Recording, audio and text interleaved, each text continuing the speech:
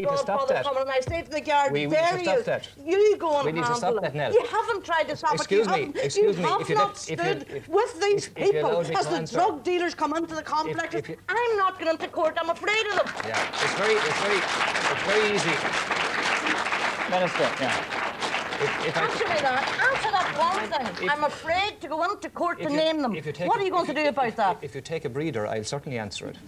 What I want to say quite clearly is this, that there are people sick and tired of seeing godfathers, people who are making monies out of drugs, becoming wealthy, living in council estates, not paying tax, have no clear source of income and are not being apprehended by the law. The Minister for Justice is dealing with that issue at this particular time, and we're bringing forward legislation in association with the Gardaí and the Revenue Commissioner. Are you saying there's going to be a sea change in this? You're saying that something is imminent. Okay, something is imminent. We will watch developments. Slow, yeah. And I'll repeat that the trade unions and ourselves are launching documents on Wednesday, which we think will deal with some of the frustration that Niall has so we will await developments. There are other issues too on tonight's agenda, and Noel Hanrahan has one of them. Does the panel think that Gerry Adams has power enough now to call a ceasefire by June the 10th? Right. Has Gerry Adams enough power to have the IRA call a ceasefire by the 10th of June? And that's in the context today of Gerry Adams committing Sinn Féin to all 6 Mitchell principles. Ken McGuinness. Well, I don't know exactly where Gerry Adams stands. Gerry Adams initially claimed to speak for the IRA. That was how things moved forward 18 months, 2 years ago. As time passed, Sinn Féin withdrew more and more from claiming to speak for the IRA. He said constantly, and you've heard him say on Telefís Éireann, but Sinn Féin has no guns. Sinn Féin isn't involved in violence. So who is he speaking for now? Is he saying that he can come to the table and he can speak for the IRA when he's at the table, but he can only give a guarantee for this sort of mythical Sinn Féin? I say mythical insofar as it suggested that they're separate from the IRA. Is he going to come and expect to be at the table with others of us who will quite sincerely commit ourselves to the Mitchell principles? And if that's what he's proposing, where does it leave the society in Northern Ireland as far as the paramilitaries are concerned, the people who actually have the gun? Do you welcome Sinn Féin's espousal of the Mitchell principles? Of course. Let not be let no one be in doubt. I welcome anything that might move the process forward. But let's think of what the Mitchell principles say. It says there must be an absolute commitment to the total disarmament of all paramilitary organisations, and that there must be a total commitment to renounce for themselves and to oppose any effort by others to use force for political means. And now, to abide by the outcome of the agreement and reached. To abide by the outcome of agreements reached, and to honour the commitments. To honour the commitments, it says, should be honoured.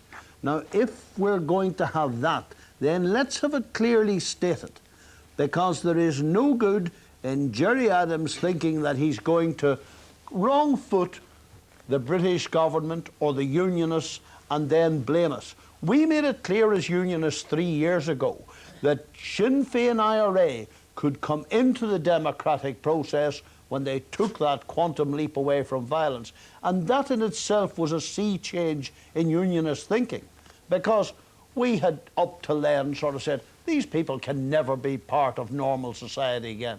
Well, we've moved that far.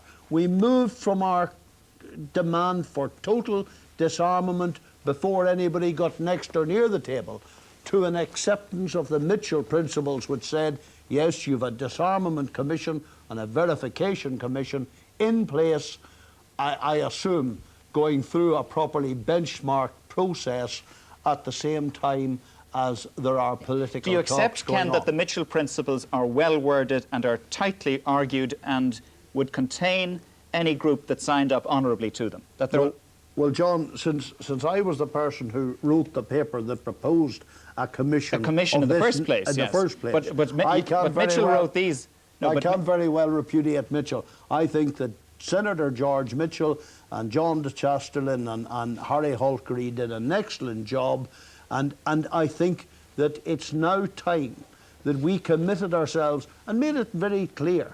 I think we've done so from the outset, but there may be others who haven't made it clear that they're totally committed to this, that this is something set in tablets of stone and something that has got to happen, and alongside that then there will be an opportunity for society through its elected representatives to try and progress things in Northern Ireland so that we can have a permanently peaceful future and at the same time be assured that there will be a permanent cessation of violence. Right. Nell McCafferty, what's your reading of the question? Has Gerry Adams power to deliver an IRA ceasefire?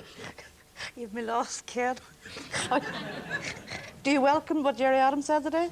Of course. Sorry, I thought I made that very clear. Yeah, Can I you say made it it again? clear, yes, yeah. Specifically for Nell, I welcome anything that moves the process forward. Oh, yeah. But he can't get into the negotiations unless the IRA calls a ceasefire. Well, it's very obvious.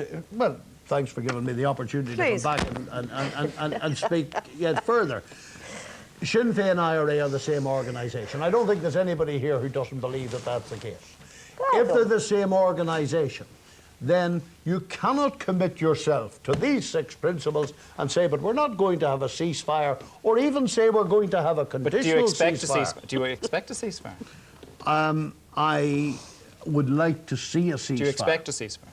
I haven't expected a ceasefire up until now, and I don't think, because Sinn Féin themselves will be looking at the Republican Sinn Féin element, probably a quarter of their vote, and saying, can we afford to lose these votes by going into a ceasefire before the 30th of June? I don't think they will. Nell McCafferty. I think you're going to be in awful trouble if the IRA calls a ceasefire on the night of the 9th of June. It's trouble I would like to be in, Nell. I would like to see a ceasefire. What's your own view now? Yeah. Well, I'm glad to hear you say that, because we were in that situation 18 months ago. I think there will be a ceasefire, but I think it will depend. Gerry Adams he didn't make that statement in isolation. He's obviously been talking behind the scenes, as you know, to the American government, to the Irish government, to the British government, for all I know, to the unionists. We're doing a little minuet and a little dance here. At the end of the day, you can talk about guns all night. What's going to happen is, what is really matters is Ken and people like him going to go in now and do the deal? Are they going to go in and negotiate for an agreed Ireland? Is there going to be a ceasefire is the question. But you see, which comes first, the chicken or the egg? Well, the ceasefire, I mean, there might very well is be the a ceasefire not an important dimension before going into the talks? I mean, Yes, the ceasefire would help if we're going into the talks. And on the first morning, Ian Pacey says, by the way, I'm not talking, because I want the IRA guns in right now and I want them disbanded. We never talk about that. And then the unions will say, by the way, we're not talking because we want 6 tons of Semtex within the first 3 weeks. Why did you all just get under, sit around the table and talk it out? I want a lot more than 6 tons now. There's about 100 tons out there. Like, let's get their perspective So right. the ceasefire isn't enough for him. Yeah. Michael Lowry, what's your view? First of all, I welcome very much the comments and the statement made today by Gerry Adams. I think it is a positive contribution to the peace process. And I certainly hope that the other members of the Republican movement, the IRA, would follow the example that he has set. The terms and the conditions for the entry to the negotiations were clearly established in the February communique between the British and the Irish government. We have made it abundantly clear time after time that the way to enter the talks for Sinn Féin is to impress upon the IRA that they must restore the ceasefire. That hasn't changed this evening. Nothing has changed in that regard. But I do welcome the contribution that Gerry Adams has made. The Irish government and the British government clearly stated what the terms of entry would be. And all that needs to be done now is for the IRA to say, we're restoring the ceasefire. And could I say, John, we need to look at this in context. We need to put this in context. For 25 years, we have had sporadic warfare on this island of Ireland. 3,000 people are dead. Thousands of more are maimed and disfigured. Millions and millions of pounds worth of property has been destructed. This state and the Northern Ireland jurisdiction have spent an absolute fortune on protecting our states and in security arrangements. There's an overwhelming desire out there amongst the general public in both communities for peace. Peace is the word. We can have peace. All the IRA have to do now is to respond to the positive statements by our government, by the British government, and indeed by Sinn Féin today. I believe that if we get that and get around to all-party talks, and let's take the mystic... But if there's no IRA ceasefire, Sinn Féin will not be getting to the table with this announcement. Absolutely not. That has Not, been made okay. abundantly clear, and that has been made abundantly clear. And every opportunity, could I finish on this? Every opportunity has been given to the IRA. They had several demands to John Bruton and our government. We ended the state of emergency. We released Republican prisoners from Portlaoise. We impressed upon the British government the necessity to repatriate prisoners, Irish prisoners in British jails. We're aware of that We list, set actually. This is the called key demand. filibustering. It's not. No, the list is there, and your They point... set the key This is demand. ridiculous. They When set because- the key because- demand. because They set the key demand, it's which the part key of the- demand was for a Michael, set would you date for stop all-party talks. boring everybody. Sorry, Nell. The Nell, Minister is responding. The minister is I'll bring you back in a moment. I want my peace back. I Excuse want me. all party Yes. Well, negotiations. do you want- I want a solution. Do you so want an have- IRA ceasefire? Yes, I do, but it's part of a Yes. jigsaw. If the The- IRA costs, listen, Michael. There was a demand if for the a IRA date to be set oh, for all. God's There was a sake, man, demand. do you want to hear There was something? a If the IRA demand. Hold on Excuse now, me. hold Can I on. finish I'll that, come back please? to you, Nell. I'll come back to You're you. playing into him. I'm not. You're I'm all asking him for his dodging view. I'm giving him the space to make it. But you know the IRA. Hold on. Excuse me. Hold Could I on, finish Nell. my point? Yes. Yes. I'm not Minister, dodging- sorry, I'm not Ken. dodging that. Hold on. Minister first, then Mick. The principal demand, And then Yes. the principal demand that was made by the IRA was that our government should impress upon the British government the necessity to set a firm date for all-party talks. That date has been set for the 10th of June. And when I talk about all-party talks, I'm talking about, and this would be an historic occasion and we'll be making real progress, and we're on the brink of making it. I'm talking about the Prime Minister of Britain, John Major, We the have Prime all that, Minister Mick. of We know- Ireland, we know John what's going to Bruton, happen, but you want an Ian IRA Paisley, ceasefire. Otherwise, Jerry Chair not in. Adams, Yeah. Mick and all of Rafferty. the leaders in those sitting down around the table It to has to be negotiate a welcomed settlement. by everybody that Jerry Adams' statement today, accepting the Mitchell principles. But the reason why, in my humble opinion, the reason why the ceasefire broke down in the first place was because of the refusal of Major in particular to reciprocate politically to what had happened. I know that this might be emotional, Ken, but that is what happened. If what Jerry Adams actually said today is that he would accept the principles and put them into effect if everybody else accepts them, and if everybody, if it's in the context of proper all-party talks. Now, I think unless we're going to, allow this political debate to become like the gruntings of dinosaurs in Jurassic Park, that the unionists have to make some historic gesture by putting their hands out and saying, OK, we believe you. We believe that that Sinn Féin do want to politicise their struggle, just as the loyalists want to politicise their struggle. And in fact, I was thinking over the weekend that if I was a loyalist in the Shankill Road or a nationalist in the Falls Road, I would be voting for the Billy Hutchinsons of this world on the one side, and I'd be voting for the Jerry Adams on the other. Now, and the reason is that they are the people who could control the people with the guns. You can't, Ken. Yeah. You might go into a political impasse and load the guns for them, but it's those working class people on both sides who are doing the dying. But I'm sorry, democracy doesn't work like that. When you have less than 5% of the total electorate in Northern Ireland voting for paramilitaries, irrespective of which, well, if you know, then think about it. There are 95% who keep society normal, who haven't allowed us to, over 25 dreadful years, to get into a Bosnian situation. And even if No, let him finish. Yeah. Sorry, go ahead. Sorry, ask the question. I want to answer that. John Major, irrespective of what he did, ensured that there was talks at every level up to cabinet level for Sinn Féin. I was very dubious about it. And surely when you see what happened during that 17 months and the sleeper units moving into England and the bomb at Canary Wharf, can you blame John Major for being cautious can I just ask you a question, and Ken? caring for the Do you 95% think who are if opposed Sinn to it? Féin had a political meltdown at these elections, in other words, if they were wiped out, do you think it's going to stop the men of violence, the IRA? Do you think it'll if actually fuel them? And do you think if they get their usual 5% or 4.8%? No, they get 12% in the north now. At You're least including they- the people who don't vote in those figures, Ken. Sorry? You always include the people who don't vote at all in that figure. People They get who don't 10%. vote aren't zealots who want to murder their neighbour. So I'm talking about society in Northern Ireland. I'm not talking about people who get out to cast No, a but vote they in get the 10% European of the elections. vote. They get 10% of the Well, vote. call it 10% Politicise of those who this vote, struggle. or 4.8% of society. If, in fact, they get that vote again on this occasion, do you think that they're going to turn round and on the basis of that, the reality of being 1/20th of society, that they are going to put their guns away? I hope you're right. Noel Hanrahan, who asked the question. hope. I want to bring them in. Yeah. Personally, I don't think Adams has the power now to call the men with the guns to stop. I think if it came from Martin McGuinness, that he was accepting Mitchell's plans. Well, he signed up today. Sinn Féin has signed up today. It's a party But decision. I It's a don't think party they have- decision today. It is, but I don't think they'll be able to carry the boys with the guns. You don't expect a ceasefire. Is No, that what you're saying? Adams has got a little bit political, and he seems to like the political life. But I don't think he has the power now to bring the boys with the guns with him. Do you think then that there's a split coming in the Republican movement? It's beginning to look more like that now. Right. Yes, fourth row here, yes. Yeah, it seems to me that there seems to have been a shift in most parties' position in the last week or 10 days, from John Major's article in the Times last week to the Unionists to Sinn Féin today. And I suspect that the reason that's happening is because out on the ground, people in Ulster are saying, look it, we want peace. We're not interested in preconditions. Get down there on the 10th of June and talk, whatever else happens. And I suspect that that's what's happening. They're being told a very clear message. And I think they're responding to that. Do you expect a ceasefire? Yes, I do. I think it will happen. I think Jerry Adams' comments today would suggest to me that it probably will happen. Man behind you, yeah? Thanks, John.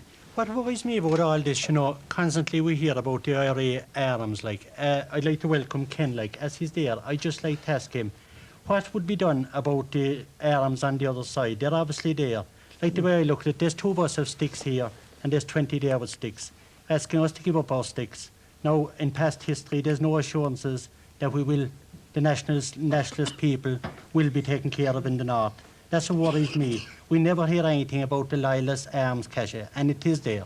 Everybody believes that as well, Yes, you're absolutely right. There are about 100 tons of Republican arms and about 8 tons of nationalist or Union loyalist arms, and we've always said we want all paramilitary activities to cease, and we want all arms given in. But can I say this? That in fact, if you'd read carefully, and it's there on record for you to see, if you look at the 1992 talks, Ulster Unionists were the people who came and said, we are concerned that the minority tradition will have confidence. There is a Bill of Rights. We set it on the table. Nobody would open it, including the government from Dublin who was at the table at that time. We set a piece of paper on the table and we said, you want cross-frontier relations. There are proposals. Will you look at them?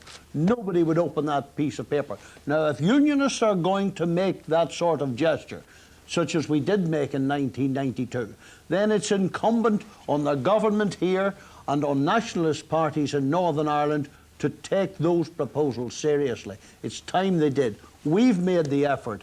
We haven't withdrawn from anything that we've offered, and let me say it's time that we were taken seriously. Ken? Sorry, no. You'll give me everything except my right to express myself as an Irish national. Just a second, Ken. Oh, sorry, I thought that was a My mother was born in 1910 as an Irish national citizen. 11 years later, you stole that from her and forced her to be British. She and her descendants are still looking for the right to be Irish citizens. But you and I could discuss that in negotiations. The problem is not Jerry Adams tonight in the IRA. You're asking, has he got the force? These things don't happen in isolation. But Nell, Wait a minute, John, the other part of the jigsaw has to come, which is we need to know, the nationalists need to know, if there's a ceasefire on the night of the 9th and Sinn Féin signs up to the Mitchell Principles, what happens on the morning of the 10th if the Unionists say no? What proposals have you made to cope with the fact that these people might say no, no, no? No negotiations until... It'll prove to me, Nell, that the IRA are as cynical as you are in making that proposal. Why, what's cynical about it? I'll give you the ceasefire. I mean, on the night of the 9th, look, people have died, 3,000 people have died, and somebody can cynically say, just to get into political talks, we'll have a ceasefire at a minute to midnight on the 9th that of won't June. do. We have your point, Ken. That won't do. Michael Lowry, We're on the brink of a breakthrough. And all it requires at this stage is for the IRA to declare a renewed ceasefire. And Sinn Féin will be very welcome. Everybody wants them at the talks.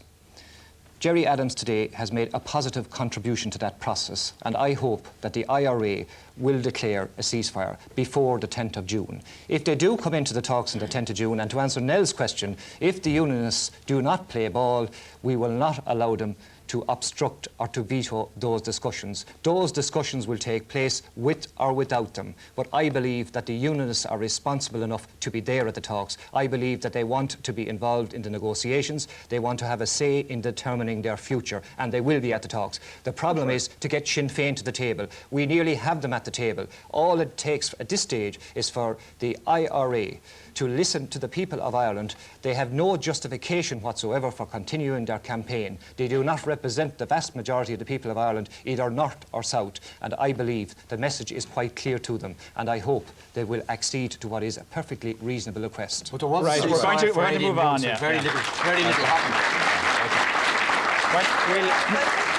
We'll leave the minister with the last word on that. And Garda David McAlynn has another question, yes. As a gesture of peace and friendship, should the hosting of the 1997 Eurovision Song Contest be handed to Northern Ireland at this stage?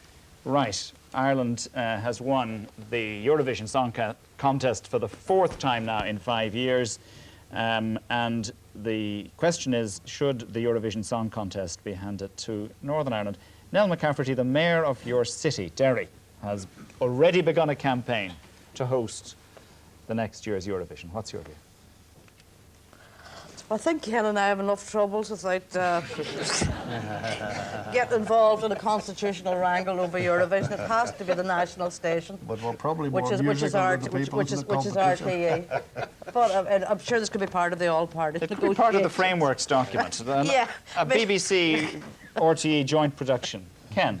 And somewhere in Fermanagh, perhaps, or South Tyrone. I quite honestly, I didn't watch it this year. I used to watch it, but I didn't watch it this year. I've got fed up with the Eurovision Song Contest.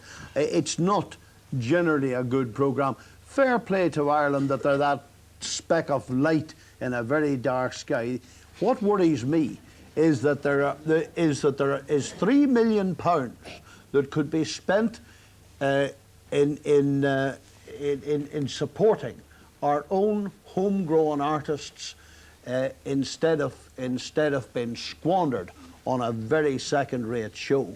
So I don't want the Eurovision Song Contest anywhere. I think it's a waste of time, and I would like to see our local theatres, our local groups through the Arts Council being funded with that sort of money. But should Ulster says no to Europe. You're very near the truth now. You're definitely an Irishman, Ken. Such begrudgery, such wonderful sort of. More than that, can I say that I went to see Riverdance? Different subject, but the same idea. I went to see Riverdance. I enjoyed every minute of it. I wouldn't deny that I enjoyed every minute of it. Especially that violinist, that fiddler. But can I say this? Riverdance took £3 million from the local arts, and that actually is probably in the long run not a terribly good thing. No, it took its opportunity, Ken. It took its opportunity within the Eurovision. But you see the point I'm Eurovision making? may have cost that. £6 million that could be ploughed into local talent. Could I say that I'm concerned that the marvellous achievement, and it was an outstanding achievement, of a young girl, Emer Quinn, that has been overshadowed about a wrangle of whether or not we'll put up the money to host it next year. She was brilliant. She did us proud. She was a tremendous ambassador. Who's the we in that sentence, Minister, when you said we'd put up the money? Do you mean the government or RTE? What I'm saying is that RTE. What I'm saying is. What I'm saying. Let it be Let it be. Go on. You're doing well. Let it be. Let me deal with the first of all. A compromise, perhaps half and half. Could I say that we should? Can I make a very clear statement? Ireland should host Eurovision. It's a marvellous opportunity for us to project Ireland and what's best in Ireland. And I believe that RTE together with corporate sponsorship, and yes, if it comes to it, the government should look at it from some of the funds available to it, but we should not miss this opportunity. Perhaps lottery money? I mean, there is a national interest involved. There is a national interest involved in protecting Ireland, protecting our tourism, and there are numerous dimensions to Ireland that we can project 350 million people on that particular night. I believe that we should not forfeit that opportunity. I say we host it and we'll find the money. Make the decision and we'll find the money. Even the lakes of Fermanagh might be there. The Ballinamore Canal.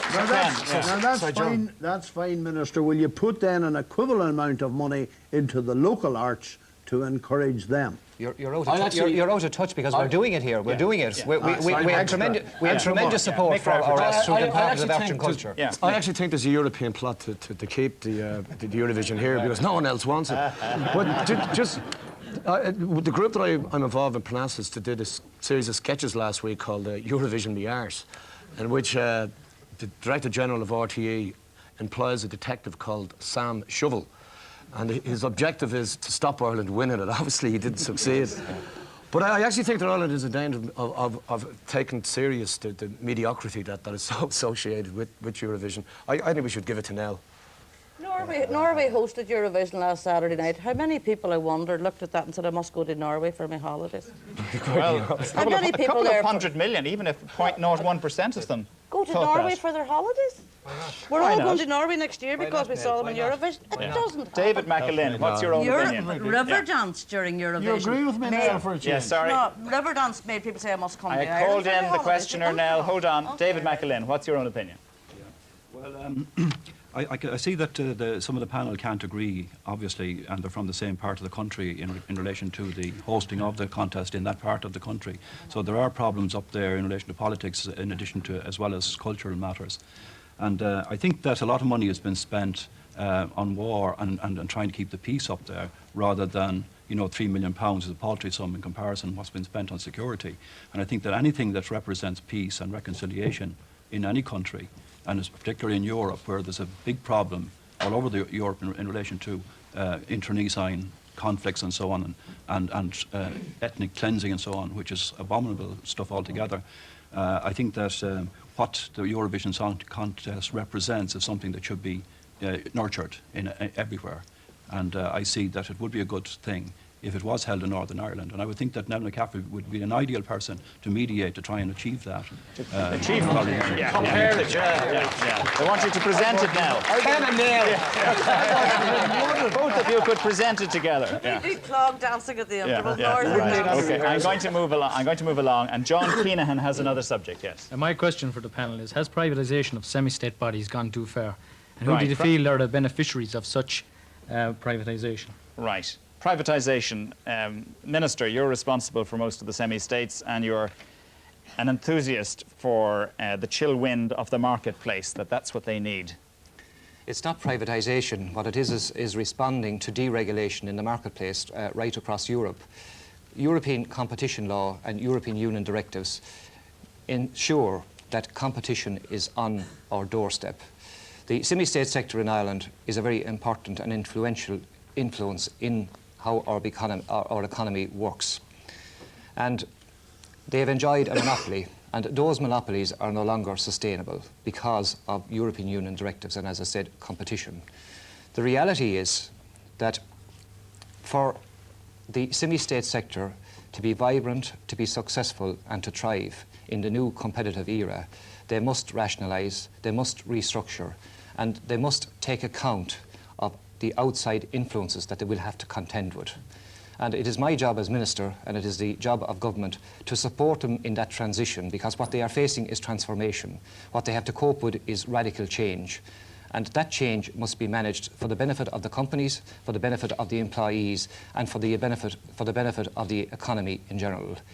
What we must appreciate and realise is that the activities of the semi-state service, their ability to deliver quality, competitive services, impacts greatly on our ability to be competitive internationally as an economy. And do you think they're doing as a businessman, you're on record as complaining about the service you got, say, from the ESB, from CIE in your time in business. Is that fair I summary? do not complain, but what I say to the semi-states is that you must face up to the reality, that you must look to the future, and that you must have a plan, that what we've had from you in the past is simply not good enough to take us into the future and to secure your future into that. And what I'm also saying is that the taxpayer, if he's paying, or the consumer, if they're paying for a service, for instance, if we get on a train or a bus, we're entitled to take a seat on that train or bus. It should be comfortable, it should be safe, the bus should be clean, there should be proper toilet facilities on the train. There should be refreshments available on the train. That's what we're paying for, and that's what the consumer is entitled to get. And I am asking... And how are you going to deliver that? Well, I'm asking the semi-states to be more customer-focused, and rather than looking inwardly and saying what they're prepared to deliver, say what does the customer require, what does the customer need, and give them what they require. You're Give them quoted what in the they're Sunday prepared for it. Tribune as saying that you will penalise them in Yes. terms of the subsidy they get if they don't deliver. If the Yes. train is late, they'll pay a fine. Is that what you're saying? At the moment, in CIE, we're working with the management and the unions to establish contracts. And those contracts will have inbuilt accountability into it. We will set clear objectives in terms of what service we expect. And if we don't attain those standards, then there will be a clawback from it. In my view, there has to be accountability if you're giving any state service £105 million per year. It's taxpayers' money. They're entitled to know how it's spent, they're entitled to get value for money, and they're entitled to have an improved quality service for that money invested in that particular industry. Nell McCafferty. I'd love to see the trains run on time with a glass of water and a wee sandwich. I haven't seen it. I'd love the post to be delivered where I live in Ranelagh in Dublin before 9 o'clock in the morning. I don't see it. I'd love when I ring Telecom at 3:30 in the morning to book an alarm call for the following morning, not to be asked to join the queue at 3:30 in the morning, 10 minutes to book an alarm call. All of this I would love, but if your only solution is to penalise the people who don't deliver this to me, if you're going to fine them, then they have less money to deliver the service to me that I need. So I don't understand. Might pull their socks up now. No, it's about efficiency. It's about ensuring that we have productivity. It's about ensuring that people are focused on what the customer requires and delivering what they're paying for. But that wasn't the question, John. The question was in relation to privatisation. I think there's two issues here. There's no doubt that semi-state bodies who developed in the 30s, 40s and 50s, when private capital would not take the risks to develop these services, develop these industries, do need radical overhaul, and I think the unions agree with that. The issue is whether or not you want to go and become known as the Margaret Thatcher of Ireland, Michael, and strip the positive social aspects of those semi-state bodies and do what has happened in England, where you get trains run in the south of England, all right, and you get a certain customer satisfaction, but you go up to the north of England and it's a wasteland. Because the private the companies who took over them will not go to areas where there's no profit, and that's the danger, that you're going to throw the if you like, the baby out with the bathwater. Ken McGuinness, what's your view? Well, it's all right to talk about competition, and I'm probably the only person in the room that has sympathy with what the minister's attempting to do. He wants efficiency, and he believes that he can get that through competition. But there's one element missing. There's one element that hasn't been mentioned, and that is investment. And where is the minister going to get the investment except from the taxpayer, so long as it remains a semi-state body? Now, if he can attract the investment from private resources, in other words, if he's going to privatise, then the only thing I'd say to him, for God's sake, is don't make the same mistake as has happened to us in terms of our hospitals, where in fact we've gone overboard. We've affected the economies, and now we're actually cutting into the service that is delivered. We've got that happening in our hospitals at the moment. And so get it right. Make sure that the investment is there and that it's there at a level which allows the services to be maintained. As far as industries, I'm talking about public services like hospitals, but as far as the telecom, for example, is concerned, as far as electricity, we have actually found an improvement in the services we've got. And if those improvements are made, then in fact it's easier for other companies coming to invest. For the private sector has confidence, and instead of actually losing jobs at the end of the day, you'll win jobs, and I hope you succeed. But it has to be a slow process. Right. It has to can't be be just it a has to lone be minister very making good decisions. Yeah, slow John process. Keenahan, who asked the question. What's your own Question opinion? on the basis, who are the beneficiaries of privatisation? From what I've seen, from my own experiences, that the chief executives, managing directors of the companies are the ones who have doubled their salaries, and yet all this grand profits have not filtered down to the ground level.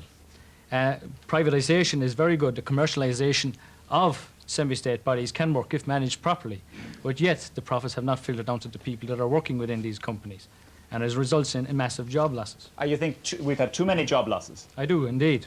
Do you think the measure of success is sometimes now measured by how many jobs can be shed? At the end of the day, that's what it will result in. It will result in the loss of benefits for the workers and any entitlements they had held over many years. Yeah. I don't think the Minister actually answered the question, Chairman. The question was, has privatisation gone too far? And the unions, and we all embrace change and competition, but that wasn't the question. As Mick Rafferty pointed out, the question was, has privatisation gone too far? Well, the truth is we haven't had a lot of privatisation. We have our fair share of it. Where is it? Over the past Relatively number of speaking, years. not a lot. And But as- whether it's as- on the agenda may be another Yes, point. but as the Speaker, as the questioner made a point, was that we've had privatisation and we've had an inordinate amount of job losses, and the results or the perception of the promises that were promised vis-à-vis privatisation has not been handed down to the people that matter, the workers. Minister, do you want to comment on The that? first question is, we haven't had privatisation. We haven't had privatisation. What we have to face up to here is at the moment that the semi-state sectors that are delivering services, they have a captive market. There is no competition there for them. What I'm saying is that competition is inevitable, competition is on the way, and that the semi-states, as they operate at the moment, with their cost bases as high as they are, with their manning levels as high as they are, they simply will not be able to compete in the new market situation. They will lose business and thereby lose even more jobs. What we have to do is plan for change and manage the change in a prudent style. Yeah, back row, man of the spectacles, yeah. I think we should be very careful that in the rush to deregulate and to privatise, that we don't lose sight of safety standards. And I'd quote as an example the airplane crash in America last week, the value jet crash. The airline industry was deregulated sometime in the 70s in the United States. Apart from a whole load of business failures, I would feel that in the rush to provide low-cost services, that safety has actually been affected. Right, okay, we'll bear that point in mind and move to another question. David Coughlin has that question, yes. What do the panel think of the 5-year sentence on a traveller in County Mayo for stealing goods to the value of £31? Right, this was a sentence last week. A 5-year sentence on a traveller in Mayo, a father of 4 children, and his wife is expecting another child. £31 was the theft, cider and turf. Nell, you cover the courts for many years for the Irish Times. What's your view? I suppose there are people who would want you to know that he robbed £31 of goods from 4 different shops. I think I heard that said on the radio. As though that, well, it obviously means he's a bit of a nuisance to various shopkeepers, but if he's stealing turf, to light a fire in his own house, cider, I suppose he wanted the odd drink. It is an outrageous sentence, absolutely, and totally outrageous. And it's just for show. We know he won't do the 5 years anyway. There won't be enough for him in the jail. But on its own objective terms, it is a crime against humanity. Ken McGuinness. Well, it does seem an outrageous sentence when, I hate to hark back to it, but when I see the way in which the courts have dealt with people who've been involved in really serious crime that has affected people's lives permanently, terrorist crime, for example, and look at this man getting 5 years for stealing £31 worth of goods, it does seem to be out of proportion. I don't believe, in fact, that he will serve the 5 years. I think it will be appealed. I think the sentence will be reduced. I almost got the impression that the judge said, here's somebody who decided and put the court to a lot of cost because he wanted a jury trial. And then he pleaded guilty so that the time and the cost of the juries and the court's time was exorbitant in relation to the crime itself, and hence we'll punish him for that. I got the impression that somehow that was was part of the reason. And if that was part of the reason, then I've got to say it's not justice. Right, Michael Lowry. I must say that I'm not familiar with the circumstances of the case, but firstly, I want to make a clear distinction between the judiciary and the administrative arm of the state. And that distinction should always be drawn, and the independence should be drawn. What I would say is, I'm sure that there's further facts that we're probably not aware of that were taken into account on the day that the judge handed down the sentence. But having said that, on the face of it, it seems to be a very severe penalty for the crime itself. What I think is important, and there's a general level of frustration among the general public on this one, is that people are concerned that there's not uniformity of sentencing, and that there needs to be a standardisation of the approach, in as far as is practical, to sentencing by the judiciary. And for that reason, the Minister for Justice asked the Law Reform Commission to conduct an evaluation of how we could put in place procedures that would ensure that we had equality of treatment for similar offences right around the country with various judges. The Law Reform Commission have produced a discussion document, and as soon as that is in its final format, the Minister for Justice intends bringing a paper to government for approval. You're saying this will delimit the discretion of the judge in such cases? What it will do is, I think that judges, like everybody else, from time to time should be brought into the one room, and they should exchange views, they should agree on procedures, they should have indicative sentences, you know, and commonality in respect of that. And that the way to do that is that there should be training, there should be ongoing assessment of it, and they should be able to do that from within their own judicial system. Right. Mick Rafferty. Willie O'Day, the Shadow Minister for Fianna Fáil, issued statements today to for that law effect. reform, yeah. For law reform. But I agree, consistency is one aspect of it. But this particular case was appalling because it was almost, I think, bordered on racism. And over the past couple of months, some aspects of the media, particularly that witch, Ellen Sinan, what's her name? You're talking about an article by Mary Ellen Sinan in the Sunday Independent. Who basically said that travellers are subhuman. Now, if you get society treating travellers and that, well then, I suppose the judge's only regret was that he couldn't cut this traveller's hands off. And I think that the context is important, that it isn't just, even if you had consistency of sentences, you still have a problem with the position of travellers in our society that would allow this sort of racism to occur. That article was actually not in the second edition of the newspaper, which may have its own commentary on the view of the editor on the night. David Coughlin, who asked the question, yes. Yeah, well, Michael Lowry says that he'd like to reform in that to bring in the justice into a room and bring them all into line. So it seems that last week we had a case in Limerick where a hit-and-run driver got away scot-free for killing an 11-year-old child. So there doesn't seem to be any justice in that. OK, there's such consensus on this that I'm going to give the last 2 minutes of the programme to a final question from Barry O'Grady. To lighten the conversation, I was wondering, do you believe, in fact, that George Best was the best of all time? Was George Best the best? Nell McCafferty. I thought so. I watched the 3 hours last night. Did it bring you back? Yeah. I never, at those days, one didn't really travel to England for the matches. But I mean, obviously, he's from the north.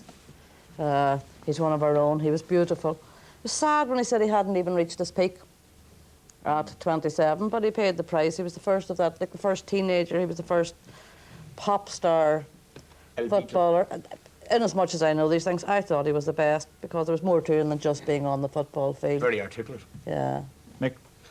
Yeah, I mean, I think he ranks with him. I think one of the sad things about his career was, you know, that he didn't really, because he was from Northern Ireland, he didn't really make it to the international stage. So therefore, that like we all know Maradona, we know Pele. He was at Manchester United all the same. Michael Lowry.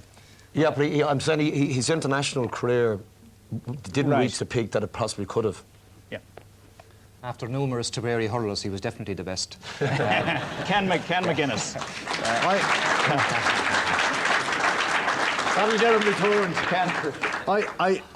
I think he was the best in his day, but it's like records. It's like people who run the 100 metres. Standards change. And the best today is every bit as good as George Best in his day. The whole rising standard means that today George Best may not have been the best, but he was in his own era. And one of our own, Ken, as well. And one of our own. Right. Ken McGuinness, Nell McCafferty, Michael Larry, Mick Rafferty, thank you very much. Also our thanks to the Gardaí here in the Garda Training College in Templemore in County Tipperary. Next edition of Questions and Answers comes from Dublin next Monday night. Do join us then. Thank you for watching tonight, and good night. Thanks, Nell.